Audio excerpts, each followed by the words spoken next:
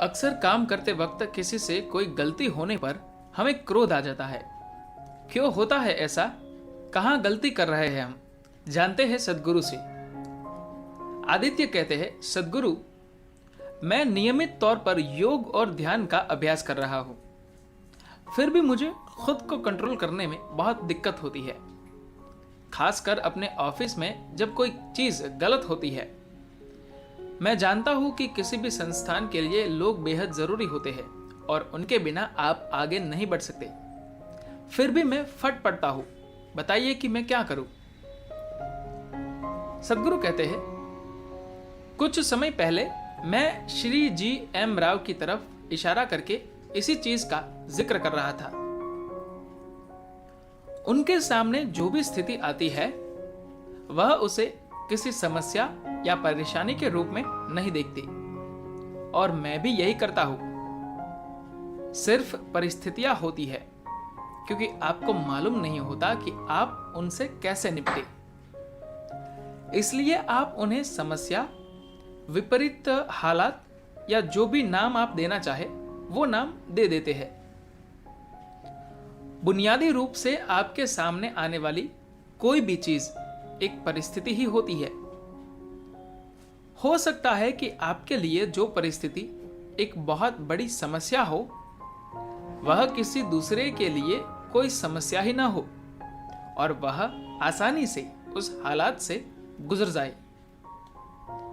अगर आप एक उद्यमी हैं और आपने एक बिजनेस को खड़ा करने की जिम्मेदारी ली है, तो मैं नहीं चाहता कि आप बिजनेस को पैसा कमाने की मशीन के तौर पर देखें। इससे पैसा आएगा, लेकिन एक उद्यम समाज का निर्माण करता है, एक राष्ट्र का निर्माण करता है और कई तरह से यह दुनिया का भी निर्माण कर सकता है। किसी की प्रतिभा और क्षमता उद्यम एंटरप्राइज के रूप में प्रकट होती है। उद्यम जरूरी नहीं है कि कोई बिजनेस ही हो, कई और तरह के उद्यम भी हो सकते हैं। मैं भी एक उद्यमी हूं। मैं बिजनेस नहीं करता हूं, लेकिन एक दूसरे तरीके से हम भी उद्यम कर रहे हैं। तो उद्यमी का मतलब है कि आप लगातार तरक्की की उम्मीद कर रहे हैं। इसमें आपके आसपास जो भी समस्या है, चाहे वो आपसे जुड़ी हो या किसी और से, आप उसका समाधान तलाशते हैं। आप इसमें भेद नहीं करते कि कौन सी समस्या आपकी है और कौन सी दूसरे की। जब आप देखते हैं कि कोई व्यक्ति अपने ऑफिस पहुंचने में किसी समस्या से जूझ रहा है, अगर कोई व्यक्ति अपनी सेहत को लेकर परेशान है, तो आप सोचने लगते हैं, अगर मैं इसकी समस्या का कोई हल निकाल सकूं, तो एक अच्छा बिजनेस शुरू कर सकता हूं। तो उद्यम को आप दुनिया और लोगों के जीवन से जुड़ी समस्याओं के समाधान के एक जरिए के तौर पर देखिए, न कि पैसा कमाने के एक साधन के तौर पर। पैसा लक्ष्य न होकर एक नतीजा है। जब आप कोई शानदार चीज करते हैं, तो उसका परिणाम पैसे के रूप में सामने आता है।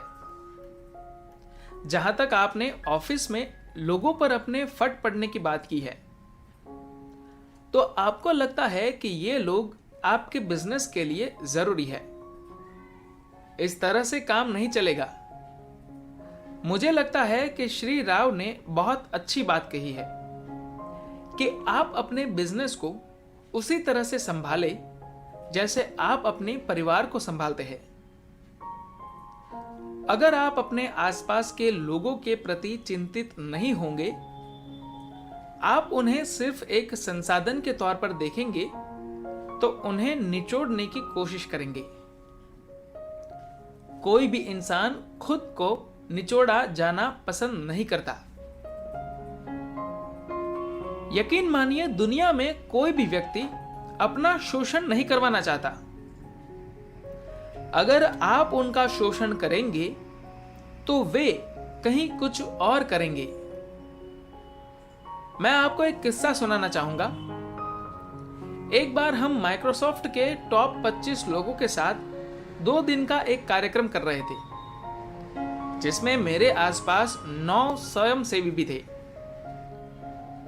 इन लोगों का रुख देखने लायक था, जो हर वक्त काम करने के लिए तैयार रहते थे। जब माइक्रोसॉफ्ट वालों ने यह देखा तो उन लोगों ने मुझसे पूछा, आपको ऐसे लोग कहां से मिलते हैं? मैंने उनसे कहा कि ये मिलते नहीं हैं, इन्हें बनाना पड़ता है। फिर उनका सवाल था, इस तरह के लोगों को कैसे बनाया जा सकता है? मैंने कहा, उन्हें ऐसा बनाने के लिए जरूरी है कि उन्हें आपसे प्यार हो। उन्हें हमसे प्यार कैसे होगा?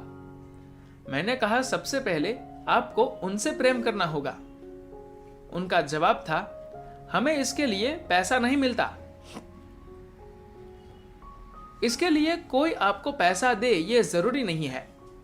बात सिर्फ इतनी है कि अगर आप अपने आसपास की हर चीज से प्रेम करने लगते हैं तो आपका जीवन खूबसूरत, तनाव रहित हो जाता है, और तब लोग स्वाभाविक तौर पर आपसे प्यार करने लगते हैं। एक बार जब लोग आपसे प्यार करने लगते हैं तो फिर वे आपके लिए सबसे अच्छा करने लगेंगे। लोग आपके लिए जान देने के लिए तैयार रहेंगे। सिर्फ तभी आप एक भरोसेमंद रिश्ता बनाएंगे, और एक भरोसेमंद रिश्ते के बिना आप कुछ भी विकसित नहीं कर सकते। अगर आप किसी तरह से बिना भरोसे के कुछ बड़ा बना भी लेते हैं या विकास करने में सफल होते हैं, तो यह सारा कुछ बेहद तनावपूर्ण होगा, क्योंकि उसमें आपको पता नहीं रहता कि यह सब कुछ कब धराशायी होकर आपके सिर पर गिर जाएगा। धन्यवाद।